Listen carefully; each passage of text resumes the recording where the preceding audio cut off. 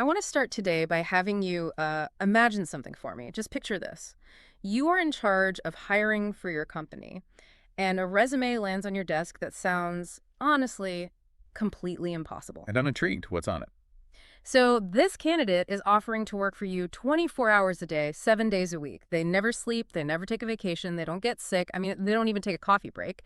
And on top of all that, they process information at a speed that a human brain couldn't possibly match. I mean, any executive looking at that resume is going to have one immediate thought, right? Yeah. Which is, where do I sign? And can you start in 5 minutes? Right, exactly. It's the ultimate dream hire. But, and here's where it gets interesting. Let's add a wrinkle to this thought experiment for everyone listening. Ugh. What if you found out that this same, super employee was also making split-second decisions that you, as their manager, do not fully understand? Oh, wow. That changes things. Yeah, and what if those decisions were interacting with your customers, changing your pricing or altering your data before you even realized a choice had been made? Yeah, that changes the math entirely. Suddenly, that perfect hire looks like, I don't know, an unexploded piece of ordnance just sitting in the middle of your office. And what we're talking about here isn't science fiction. It is the exact reality facing business leaders right now. Welcome to today's deep dive. Our mission today is to unpack what has quickly become, frankly, the biggest boardroom debate of 2026. We are looking at a massive operational shift. We're talking about managing AI not just as a piece of software, but as an autonomous workforce. Right, which is a huge distinction. It really is. And to do this, we're drawing from this fascinating presentation by Maria White called The Boardroom Dojo. She synthesizes a ton of cutting-edge research from IBM, BCG Global, Microsoft, TechRadar, LinkedIn, and Axios. And, the core tension she identifies in all these sources is this massive debate over speed versus control. Organizations are just agonizing over whether they should aggressively deploy these AI agents right now to capture market share or, Or if they should pump the brakes a bit. exactly, slow down until their internal governance can actually catch up to what the technology can do. We really have to unpack this framing right out of the gate because treating AI as a coworker rather than just, software, it fundamentally changes the entire game. I mean, think about it. If you buy a new piece of accounting software, you just install it. Right? You click download and you're done. Yeah, but you wouldn't just plug a new human employee into your mainframe, hand them the keys to your customer database, and just walk away hoping for the best. We are asking you to imagine managing a bot in the exact same way you would manage a new human hire. It requires a complete mental pivot. But before we get into the mechanics of how you actually manage this new digital workforce, we need to look at why organizations are so desperate to hire them in the first place. Right, the motivation behind it all. Yeah, because understanding that desperation explains why so many companies are just completely botching the onboarding process. The lure of that 247 worker, it has to be incredibly strong. Oh, it's overpowering. And it's driven by a very specific kind of corporate terror, honestly. If we look at the research from BCG Global that was in the presentation, CEOs are currently viewing AI not just as a neat efficiency tool, but as an existential competitive priority. Existential, so like do or die. Literally do or die. History is absolutely brutal to organizations that wait on the sidelines during a technological shift. The executives making these decisions, they remember what happened to companies that delayed adopting cloud computing. Oh yeah, or the ones that dismiss mobile tech as a fad. Exactly. They lost massive ground or they just went bankrupt. So the FOMO is real, and the dominant mindset is basically delay is death. Delay is death. Now, Wow. when you look at the utopian vision of this technology, you can totally see why they want to move fast. Like, imagine a typical Tuesday afternoon for a mid-level sales team. Okay, setting the scene. Instead of human salespeople spending 4 hours grinding through prospect research, manually copying data into CRM systems, drafting repetitive follow-up emails, and building weekly pipeline reports. All the stuff that makes people hate their jobs. Right, the soul-crushing admin work. Yeah. Instead of all that, you hand all of that administrative heavy lifting over to AI agents. Which frees up the humans to do what humans actually do best. Exactly. The human salesperson can focus entirely on calling clients, reading the room, building trust, closing deals. The manager is suddenly freed up from checking if the CRM is updated and can focus exclusively on coaching their team's negotiation skills. I mean, that sounds amazing. Every single layer of the organization becomes vastly more effective. It's the dream. But here is where the presentation takes a really sharp turn. As amazing as that utopian vision sounds, Maria White's synthesis points out a massive blind spot. Uh-oh. Here comes the reality check. Yeah. We are rushing to hire this digital workforce, but we are completely skipping the background check. Skipping the background check. Okay, break that down for me. So we have to look at the dark side of this boom. The reality check comes from a recent IBM study, and honestly, the findings should keep corporate boards awake at night. They found that a significant number of tech leaders are currently deploying and taking responsibility for AI systems that they do not fully control. Wait, they don't control them. And more importantly, they do not completely understand them. They are essentially delegating critical business functions to a black box. And, for anyone listening who might be unfamiliar with that term, a black box is basically when you know what data goes into the system and you see the decision that comes out, but the system's reasoning in the middle is completely hidden from you. You have no idea how it connected the dots. That lack of visibility is the absolute crux of the problem, because the real danger here isn't the AI itself. The danger is leadership overconfidence. Humans trusting machines a bit too much. Right. The biggest failures in business rarely happen because a piece of technology simply breaks. They happen because leadership assumes the technology works perfectly, so they stop paying attention to the outputs. It's that assumption of perfection. And if we look at the sources, we are already seeing the fallout from this, aren't we? It's not just theoretical anymore. Far from it. We are seeing AI agents autonomously generating client contracts with completely fabricated discounts, which obviously destroys brand credibility. Yikes. Yeah, and we're seeing automated HR screening tools, developing bias filtering algorithms, creating massive compliance disasters. Which is a huge legal liability. Absolutely. Yeah. And perhaps most dangerously, we are seeing human employees blindly trusting these machine outputs without applying any critical judgment whatsoever. They just assume, hey, the computer's always right. And to add insult to injury here, taking on all this operational risk isn't even necessarily making these companies richer. The source has mentioned a LinkedIn survey that I found completely fascinating. Oh, the ROI data. Yeah, because despite all the hype and these massive eye-watering investments in AI infrastructure, many organizations are really struggling to demonstrate any measurable financial returns. It's a huge problem. Assuming that productivity gains automatically translate into tangible business outcomes is a massive leap of faith. Just because your AI agent can generate 50 reports an hour doesn't mean anyone actually needed those 50 reports. I love that point. It's like buying $1 million state-of-the-art tractor, but you forgot to buy any seeds to plant. The machine is running flawlessly, but you aren't growing anything of value. That's a perfect way to put it. Which actually makes me want to push back a little on this whole delay is death mindset from the BCG Global data. If we compare this to something tangible, deploying ungoverned autonomous AI into your business operations feels like putting a brilliant but totally reckless teenager behind the wheel of a high-performance sports car. Right. And you've removed the brakes to save weight. Does moving first really matter if you just drive your company off a cliff? It's a great analogy, but you also have to realize that sitting in the garage isn't a viable business strategy either. The dilemma boards are wrestling with is that blindly rushing leads to crashes. But stubbornly waiting leads to being outpaced and rendered totally obsolete by competitors who actually figure out how to steer. Okay, so it's a tightrope walk. Exactly. And the solution to this isn't going to be found by the IT department just tweaking some software parameters. The solution requires a radical redesign of organizational management itself. Okay, let's get into the weeds on that. What does this all mean for the org chart? Because right now, for everyone listening, your org chart is entirely human. It won't be for long. The sources highlight this major paradigm shift, championed by Microsoft CEO Satya Nadella. He argues that AI agents must be managed just like people. This goes back to the core distinction we made earlier, right? Tools don't require management, workers do. Let's break that down for the listener. If it's a tool, like a spreadsheet, you train the human how to use it. If the spreadsheet has an error, you blame the human who typed in the wrong formula. But if it's a worker, like an AI agent running autonomously, you have to manage its actual output. And if we accept that AI agents are digital workers, the entire management structure has to evolve to accommodate that. Managers will no longer just oversee human direct reports.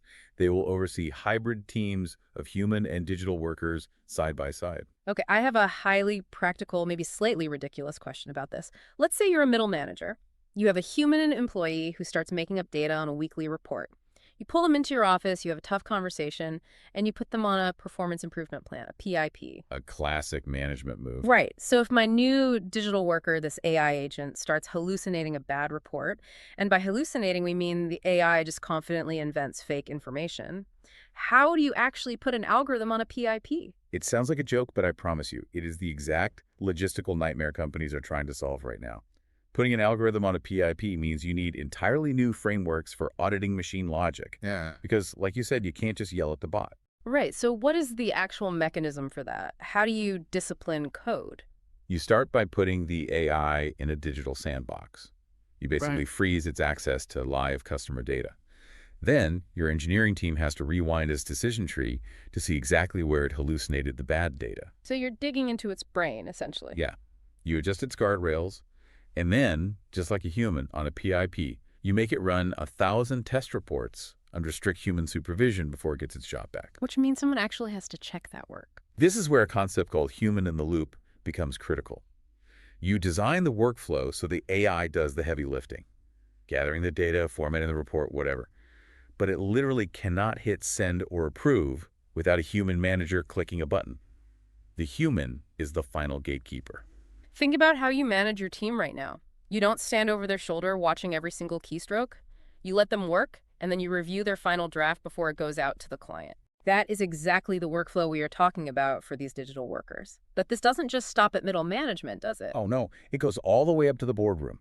Boards of directors are going to have to oversee AI-related risks with the exact same rigor that they oversee traditional financial compliance or cybersecurity. That's a huge shift for boards. It is, and the CEO is going to require entirely new dashboards.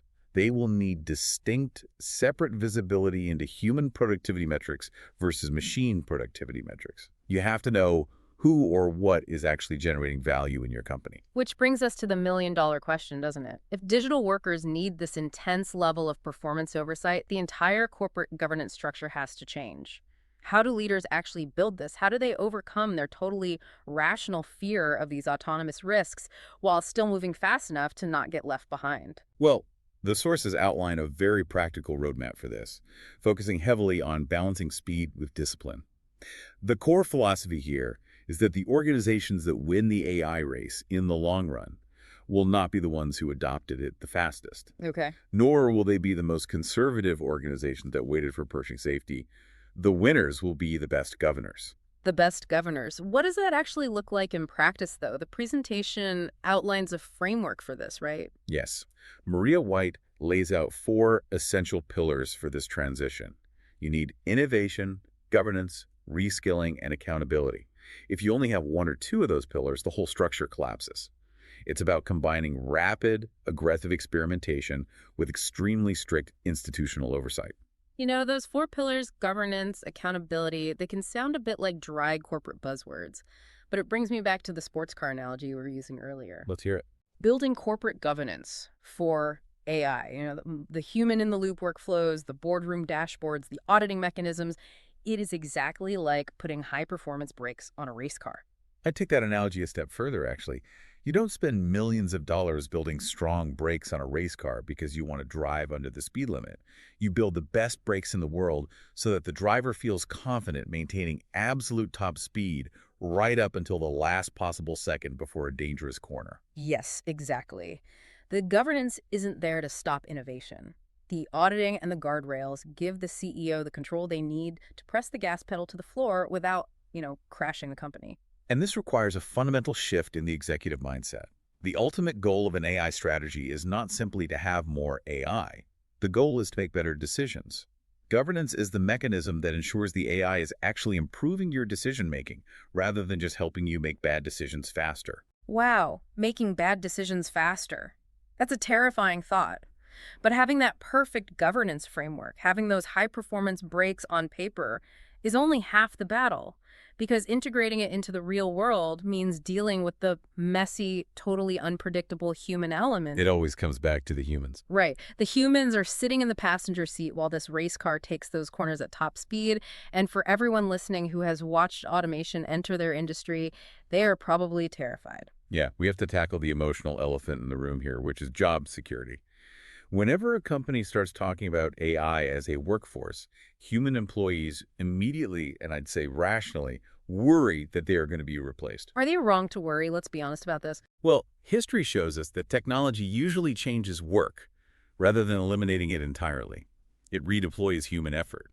But, and this is a big but, the transition period is almost always incredibly painful for the workforce. A Tech Radar study featured in the sources highlights the sheer scale of reskilling and upskilling that will be required over the next few years as work is completely redesigned around AI capabilities. So we aren't just talking about HR sending out a link to a weekend webinar on how to write better prompts for a chatbot. No, not at all. We are talking about fundamentally changing what a person does from 9 to 5. Think about an accountant. If the AI agent is now doing, say, 90% of the manual data entry and reconciliation, that accountant isn't just crunching numbers anymore. They have to become a strategic financial advisor to their clients. That is a massive shift in professional identity, and guiding a workforce through that level of emotional disruption that requires a completely new breed of executive. What does that look like at the top, though? Well, according to research from Axios, it transforms the CEO's role entirely. The CEO can no longer just be the chief strategist hiding in a corner office looking at spreadsheets. The CEO must become a teacher, a translator, and a guide. A teacher. That's interesting. Yeah. They can no longer just delegate workforce education to the learning and development team. They have to actively participate. They have to help employees understand not just what is changing in the company, but why it is changing and exactly how the human employees fit into this new hybrid future. Okay, I have to bring a heavy dose of skepticism on behalf of everyone listening to this right now. Are modern executives actually equipped for this? Because when I think about how CEOs are trained, in MBA programs, climbing the ruthless corporate ladder, they are trained to maximize shareholder value. Right. They're trained in operational efficiency, quarterly earnings, and market capture. They're absolutely not trained to act as empathetic high school guidance counselors for a terrified workforce facing an existential career crisis. You're totally right that traditional MBA programs didn't teach empathy, but I'd argue the market is about to force a brutal correction on those traditional executives. Look at the Axios data. The CEOs who are surviving this transition aren't the spreadsheet guys anymore. They are the communicators. But can they actually learn that empathy on the fly? I mean, that's a soft skill that takes years to develop. They have to, or they get fired. Because if they lack that empathy, if they can't act as a teacher, the human workforce will resist the transition. They will sabotage it, or they will simply fail to adapt to it. And then you are left with that $1 million tractor rusting in the field because nobody knows how to drive it. Exactly. The reskilling of the workforce isn't some HR side project. It is the central operational challenge of the next decade. If the CEO cannot translate the vision and bring the humans along for the ride, that entire governance framework we just talked about completely falls apart. So after all the talk about autonomous algorithms and black boxes, it actually all comes back to human leadership. It always does. The overarching lesson from all these sources, from the IBM warnings to the BCG urgency to the Microsoft org chart, is that the AI debate of 2026 isn't really about technology at all. The technology is just the catalyst. It's a leadership test. A massive leadership test. Every generation of leaders faces a defining structural challenge. Past generations had to figure out how to navigate global supply chains or how to survive the initial wave of the internet.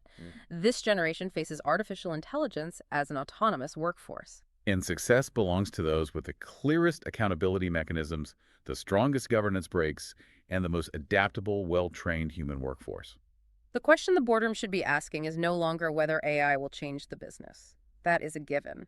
The only question that matters now is whether their leadership will evolve fast enough to actually guide that change. That is a profound shift in perspective. It moves the pressure entirely off the software developers and drops it right onto the shoulders of the C-suite. It does. And as we wrap up this deep dive, I want to leave you, the listener, with one final, slightly provocative thought to chew on. We've talked today about AI agents working alongside humans, taking over repetitive tasks, and we've talked about managers putting algorithms on performance improvement plans. Right. But as organizations rapidly scale this hybrid workforce, we are inevitably going to reach a point where AI agents are placed in middle management roles to oversee the productivity of other AI agents. Oh, wow. AI managing AI. Exactly. As that hierarchy of digital workers scales upward, the top of the corporate pyramid is going to look very, very different. If the CEO's primary historical job shifts away from data analysis and operational strategy, which the AI will eventually be able to do faster and better, and shifts entirely toward being the chief teacher, managing human emotion, and providing translation during constant disruption. I see where you're going with this. Does the CEO of 2030 even need to be human for the traditional business reasons? Or will human empathy, that role of the chief teacher, become the very last exclusively human job left in the C-suite? Something to think about the next time you interview a candidate who promises they never have to sleep.